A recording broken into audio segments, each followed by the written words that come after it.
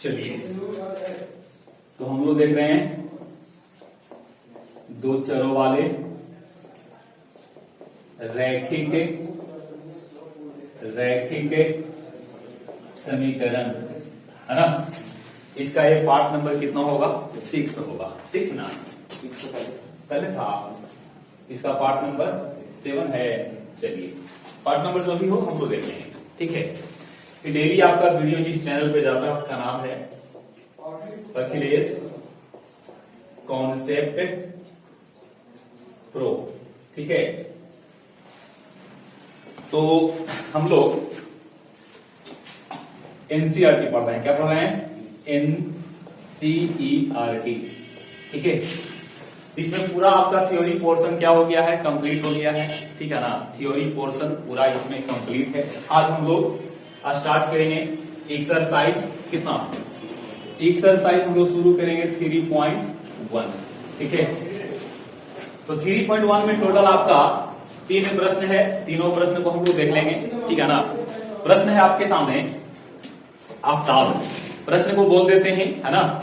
आफ्ताब अपनी पुत्री से कहता है कि 7 वर्ष पूर्व में, ध्यान हट जाता ना, इसको इधर होना चाहिए था। तो शुभ काम में देर किस बात की कर दीजिए, ठीक है। शुभ। तो 3.1 का जो प्रश्न है पहला, उसको हम लोग डिस्कस करेंगे। तो प्रश्न है आपके सामने, आफ्ताब अपनी पुत्री से कहता है कि 7 वर्ष पूर्व में तुमसे 7 गुनी आयु का था, ठीक है। मतलब एक आफ्ताब है और एक आफ्ताब की पुत्री है। तो सबसे पहले यहां पे मान लेंगे, माना कि आफ्ताब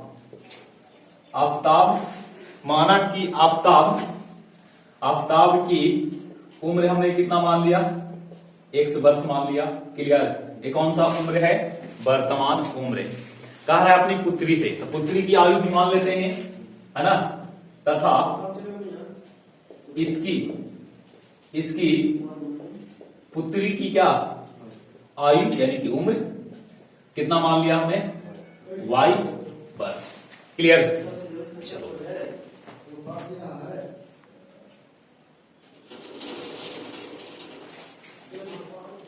सात वर्ष पूर्व, दोनों को 7 वर्ष पहले निकाल लेते हैं।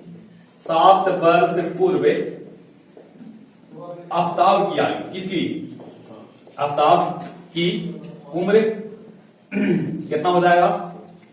7 वर्ष कम हो जाएगा, x माइनस 7 वर्ष होगा।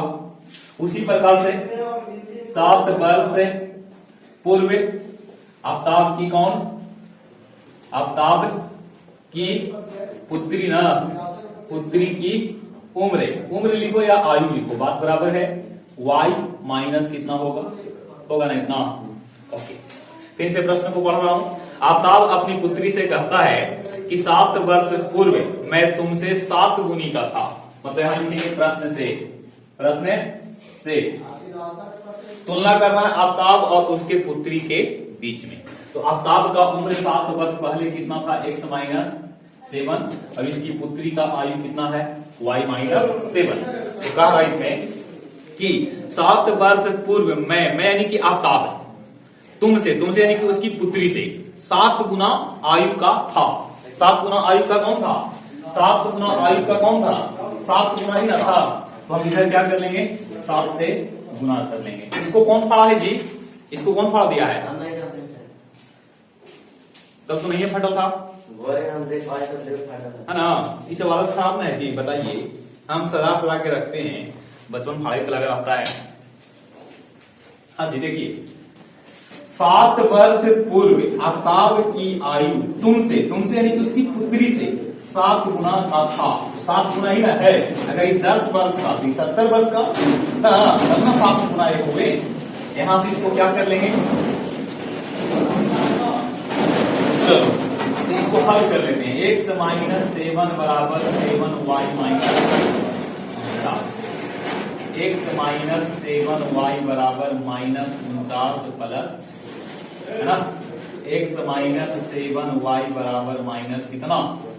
इसको और भी ले सकते हैं ऐसे, x माइनस 7y प्लस 42 ले सकते हैं ना। और बराबर में कितना? 0। क्लियर। अब आगे कह रहा दूसरी स्थिति में, ये आपका स्थिति कौन सा है, ये आपका पहला स्थिति है नहीं। दूसरी स्थिति में कहा गया है कि अब से 3 वर्ष बाद, अब से यहां पे लिख रहा हूं, अब से, अब मतलब वर्तमान से, अब से 3 कितना 3 वर्ष बाद, तो 3 वर्ष बाद उसकी आयु बढ़ेगा कि घटेगा, बढ़ेगा। अब से 3 वर्ष बाद आफ्ताब की पहले क्या निकाल लीजिए, आफ्ताब की क्या निकालो, आफ्ताब की उम्र। तो अब से का मतलब कि वर्तमान से, तो वर्तमान से आफ्ताब कितना वर्ष का है,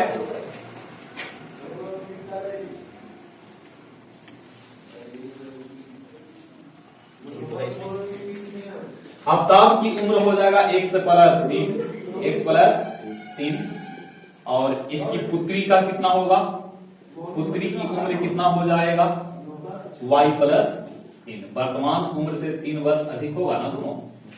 ओके नेक्स्ट, फिर कह रहा है मैं तुमसे केवल 3 गुनी आयु का रह जाऊंगा। मतलब यहां पे पुनः प्रश्न से ना, पुनः प्रश्न से आफ्ताब जो है अपने पुत्री से मात्र कितना वर्ष का रह गया, 3 गुनी आयु का रह गया। कितना आयु का, 3 गुनी, मतलब ये 3 गुना का रह गया है ना, 3 गुनी आयु का। इसका मतलब कि बराबर करने के लिए कहां करेंगे गुना, पुत्री की तरफ में कितना से गुना, 3 से ना, मतलब ये 21 वर्ष का, तो ये 7 वर्ष का, तो 7 का ही कितना गुना, 3 गुना, 7 गुने 3 21। ये एक कहने का है कि ये आपका अगर 7 है तो 7 में 3 से गुना 21, मतलब उसका पुत्री अगर 7 वर्ष का, तो उस स्थिति में आफ्ताब कितना वर्ष का, 21 वर्ष का है कि नहीं। यहां से हल कर लो, x प्लस 3 बराबर 3y plus 3ti, x minus 3y plus minus 6 होगा। देखो बढ़िया से लिखा है, क्या यह मनोरंजक है। इस स्थिति को बीजगणितीय और ग्राफीय रूपों में क्या करना है, या तो बीजगणितीय रूपों में, सॉरी, इस स्थिति को बीजगणितीय और ग्राफीय रूपों में क्या करना है, व्यक्त करना है। बीजगणित के रूप में तो ऐसा हो गया है ना, अब इसको आप ग्राफ के थ्रू भी क्या करना है, ग्राफीय रूप में आपको व्यक्त करना है। मतलब यहां से टेबल बनाना होगा, यहां से क्या बनाना होगा, टेबल, है ना। क्या बनाओगे, ये पहला समीकरण का टेबल बना दिए। क्लियर। तो पहला समीकरण में आप देख लो क्या करेंगे, कुछ तो वैल्यू रखेंगे ना, कुछ तो वैल्यू रखेंगे। y बराबर कितना ले लिए, ऐसा करते हैं कि x बराबर 0 ले लिए, x बराबर कितना दिख रहा है, x बराबर 0 ले लेंगे तो y यहां से 6 निकलेगा। कितना निकलेगा, 6 निकलेगा। ठीक है। और अगर y बराबर यहां से कितना ले लेते हैं, y बराबर यहां से अगर हम ले लें 5, y बराबर कितना ले लें 5, तो 7 बचे 35, 42 में से 35 किया तो 7 आएगा, यानी कितना आ गया 7। क्लियर। ओके, अब यहां पे एक टेबल बना लीजिए, यहां पे एक टेबल बना लो। चलिए y बराबर 0 ले लीजिए, y बराबर कितना देख लीजिएगा। ठीक है, y हमने कितना ले लिया 0, तो x कितना मिल गया 6। यहां पे हमने y कितना लिया था, y हमने लिया 6, y 6 लेंगे नहीं, तो x 0 आया था ना। एक वैल्यू और निकाल लीजिए यहां से, x बराबर कितना ले लीजिए, ऐसा करो यहां से कुछ तो वैल्यू लेना पड़ेगा आपको। तो यहां से मैं x बराबर 0 ले लेता हूं, x बराबर कितना 0, तो y बराबर आपका माइनस में 2 मिलेगा। क्या, अब इसको ग्राफ पे ऐसे आप दिखा दो। क्लियर, दिखाना होगा ना। तो ये 0 है, इतना की दूरी पे 1 मानेंगे, ये आपका 2 है, 3 4 5 6, 1 2 3 4 5 6 होगा ना इस प्रकार से। चलिए क्लियर। अब x में 0, y में 6, x में 0, ये x वाला है ना, ये x अक्ष है, x अक्ष, और ये आपका y अक्ष है। x में 0, y में 6, तो y पे जाना होगा, y में 1 2 3 4 5 6, ये होगा बिंदु का नाम हमने ए दे दिया। 7 पे 5, x में 7, x में देखो यहाँ पे 7 है और 5 यहाँ पे, अपनी सी में बढ़ेगा और ये अपनी सी में, है ना। इन बिंदु का नाम बी होगा। ये दोनों को मिला के एक हम लोग क्या खींचेंगे, एक हम लोग देखो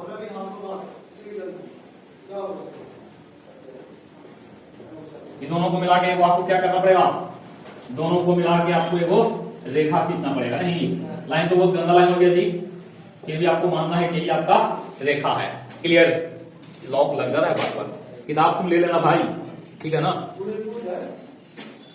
ये पहला लाइन हो गया, और दूसरा लाइन के लिए आपको लेके चलना पड़ेगा x में 6, x में कितना 6 और 0 यहीं पे मिलेगा। बिंदु का नाम हमने C दे दिया, बिंदु का नाम C होगा, और 0 पे -2, x में 0 y में -2, मतलब -2 नीचे ना होगा यहाँ पे। तो ये दोनों मिला, अब ये दोनों को मिला के वो रेखा खींचेंगे कि नहीं, तो कहीं ना कहीं यहाँ पे क्या होगा, कटेगा। एग्जैक्ट वैल्यू तो यहाँ सब नहीं निकाल सकते हैं, ठीक है ना, हल करने के बाद आप निकाल लीजिएगा, ठीक है। ग्राफ आप क्लियर से बनाइएगा, ये बढ़िया से नहीं बना है, ठीक है, तो आप बढ़िया से इसको कोशिश कर लेना और बना लेना, ठीक है ना। चलिए ये हो गया, कौन सा प्रश्न है, पहला प्रश्न है। क्वेश्चन आपका 2 है, क्रिकेट टीम के एक कोच ने 3900 रुपया में 3 बल्ले और 6 गेंद खरीदी। क्या खरीदे हैं, 3 गो बल्ले और 6 गो गेंद। बाद में उसने एक और बल्ला और उसी प्रकार के 3 गेंद 1300 रुपया में खरीदी है। इस स्थिति में बीज गणितीय तथा ज्यामितीय रूपों में आपको क्या करना है, व्यक्त करना है। तो देखिए क्रिकेट टीम में क्या क्या खरीदा गया है, बल्ले, तो मानेंगे लेट,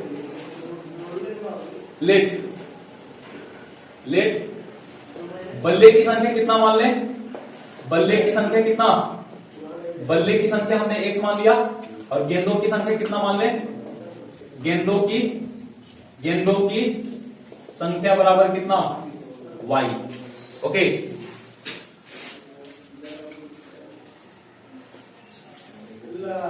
संख्या तो नहीं ना मानना पड़ेगा, देखो मानना पड़ेगा क्या, माना कि देखो प्रश्न है कि 3900 रुपया में 3 गो बैट और 6 गो गेंदा खरीदा है, गेंदे, तो हम रुपया ना उसको मानेंगे कि एक बल्ला का कीमत कितना है और एक गेंद का कीमत कितना है। नहीं तो बल्ले की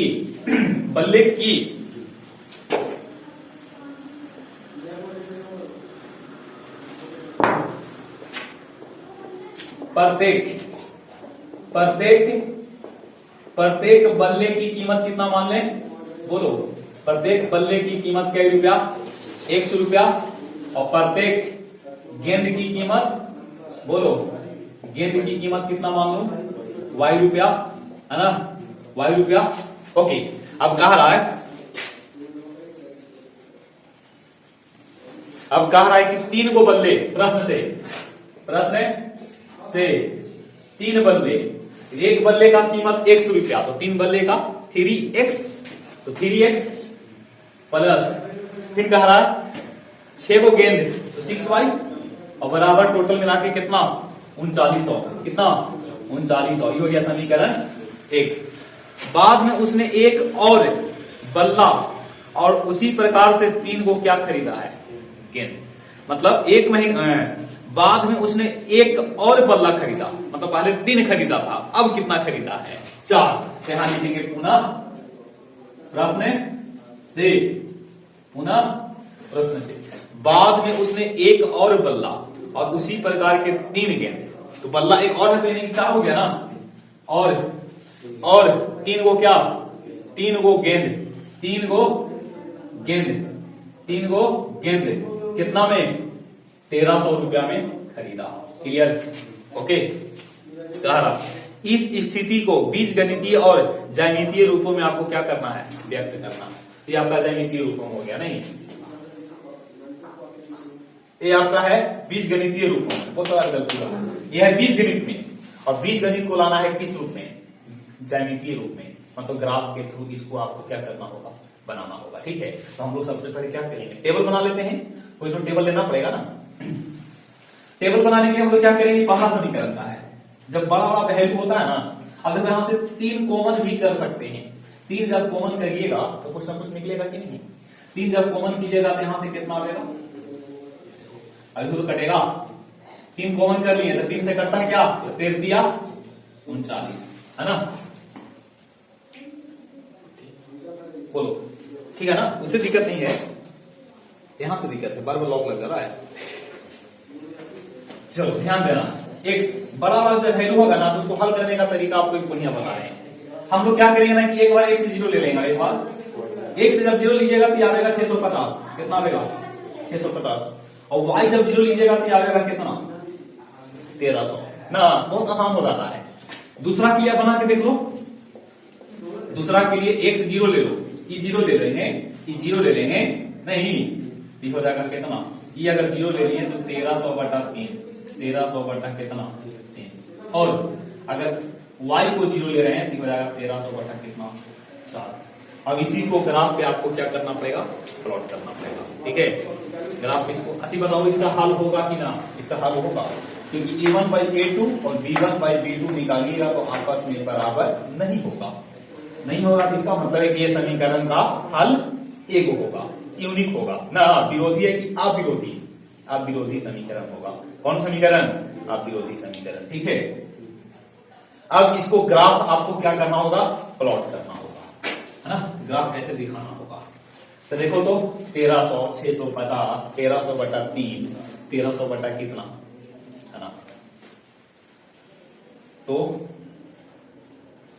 इसको ग्राफ प्लॉट कीजिए। तो हम पैमाना मान लेंगे 500 या 300 मान लेते हैं, 200 मान लेते हैं, 250 मान लेते हैं, तो कितना मान ले, 500 मान लेते हैं। 500 है, ये कितना है 500, ये कितना है 1000, ये कितना है 1500, क्लियर। उतना से ज्यादा ना जाएगा, नहीं तो 100 मान लीजिए, 13-14 बार है ना, 100 x में 0, y में कितना, x में 0, y में कितना, y में 650, तीन हो गया 500, 1000, 1500, अगर कोई 500 यहाँ है तो 650 यहीं पे होगा, ये वाला हो गया, देखिए है ना, अनुमान से लिए भाई, बिंदु का नाम हमने ए लिख दिया। 1300 पे 0, इधर कोई 1300 यहाँ पे होगा और 0 होगा, ये दोनों को मिला के हम क्या खींचेंगे, कि वो तकलीफ पहला समीकरण हो गया, ठीक है। उसी प्रकार से 0 पे 1300/3, 0 पे 1300/3, 1300 अगर 1200 होता तो 400 होता, और 33 और तो 433, मतलब 500 से नीचे, 500 से नीचे का मतलब कि लगभग हमने यहां पे मान लिया, सॉरी x में नहीं बल्कि y, यहां पे और 1300/4, 1300/4, तो ये भी तो शायद यहां पे होगा ना, होगा, इस प्रकार से जा रहा है, क्या बात है, इस प्रकार से जा रहा है, ट्यूशन गलत करने का, तो फिर इसका कोई हल नहीं होगा, है ना, इसका फिर कोई हल नहीं होगा, समांतर जा रहा है, ट्यूशन कहीं गलत है क्या। एक वो प्रश्न को फिर से पढ़ लेते हैं। क्रिकेट टीम के एक कोच ने 3900 में 3 गो बल्ला और 6 गो गेंद खरीदा है, 3 बल्ला और 6 गो गेंद, कितना में 3900 में, हमने कोमा लेकर के 3 कोमा लेकर के काट दिए हैं। बाद में उसने एक और बल्ला खरीदा, एक और बल्ला खरीदने का क्या मतलब है, एक ही बल्ला, पहले खरीद रहा था 3 गो, 4 होना चाहिए हमारे अनुसार, और उसी प्रकार से 3 गेंद 1300 में खरीदा, तो 3 गेंद हमने लिख दी, नहीं और 3 नहीं, 3 गेंद। प्रश्न को समझिए, कह रहा है कि बाद में उसने एक और बल्ला, एक और बल्ला का मतलब यहां से लगता है कि लाइन थोड़ा सा बढ़िया से पकड़ना पड़ेगा। एक और बल्ला का मतलब है कि 3 गो तो पहले ऑलरेडी खरीद चुका है, अब एक बल्ला और खरीद रहा है, इसका मतलब यहां से फॉल्ट नहीं हो सकता है, बात समझो ना, ये शायद ये लाइन यहां पे गलत होगा, ठीक है। अब बनाइएगा तो शायद हो सकता है,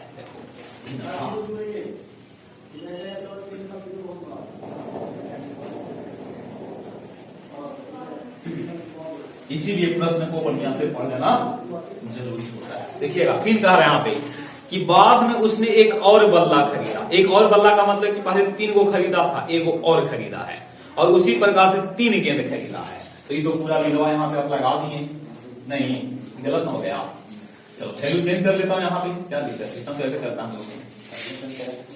पहला समीकरण ठीक था ना, पहला समीकरण अगर ठीक था तो हमने 0 लिया था, कितना आया था 650, अभी आया था कितना, ये आया था 1300, पहला तो ठीक है भाई।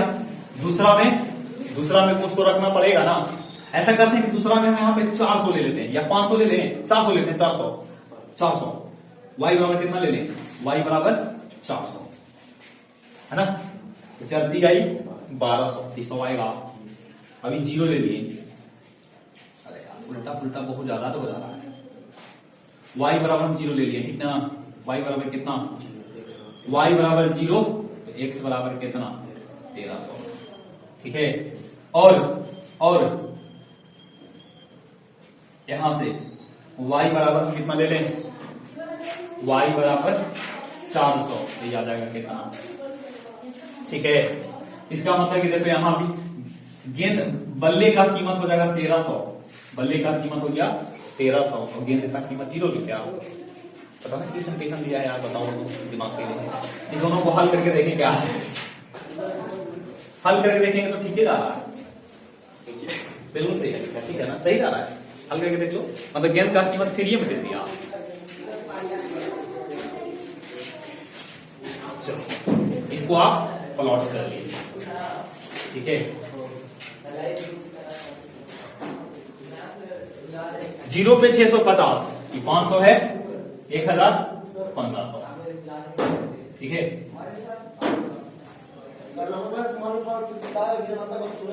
500 1000 1500, तो 0 पे 650, 0 पे कितना 650, 0 पे 650, 0 पे 650, यहां होगा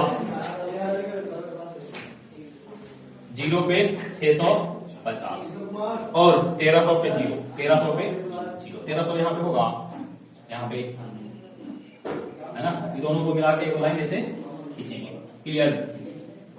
पूरा वीडियो खराब हो गया नहीं। फिर 100 पे 400, 100 कहां है, यहां पे ना, और 400 यहां पे होगा, ये होगा अगला। और 1300 पे 0, 1300 पे 0, 1300 पे 0, ठीक है। यही दोनों कटेगा, कितना पे कटा है 1300 और 0, 1300 और 0, 1300 और 0 पे, यही फिर आंसर होगा, ठीक है। चेक करेंगे तो पता चलेगा। एक प्रश्न और है, कल इसको दोबारा भी बता देंगे, ठीक है। एक क्वेश्चन और देखेंगे। 2 kg सेब और 1 kg अंगूर, सेब का कीमत कितना मान ले, क्वेश्चन 3 है। क्वेश्चन सेब का कीमत कितना मान ले, सेब का कीमत 100 रुपया, ठीक है। और अंगूर का कीमत, अंगूर की कीमत y रुपया, है ना, प्रति किलो है, प्रति किलो का रेट है। कह रहा है कि 2 kg सेब और 1 kg अंगूर खरीदा है, 2 kg सेब और 1 kg अंगूर कै रुपया में, 160 रुपया में। 1 महीना के बाद 4 kg सेब, 4 kg सेब और 2 kg अंगूर खरीदा है, लेकिन ARP खरीदा है 300 में, कितना में 300 में ना। इसको आप ये हो गया बीजगणितीय रूप में, अब इसको बनाना है ज्यामितीय रूप में। अब यहाँ देखो तो 2/4 हल करेंगे तो 1/2, यहाँ से 1/2 होगा। अब इसका ग्राफ जब खींचिएगा ना तो ग्राफ ऐसे जाएगा, मानते हैं कि नहीं, एक दूसरे के समानांतर, इसका मतलब इसका कोई हल नहीं होगा। कैसा है समीकरण, विरोधी समीकरण। कैसा समीकरण, विरोधी समीकरण, क्लियर। तो ये था एक्सरसाइज 3.1, जिसमें टोटल कितने प्रश्न थे, 3 प्रश्न थे। नहीं, दूसरा प्रश्न पे डॉट था, उस प्रश्न को एक बार हम फिर से देख लेंगे, ठीक है।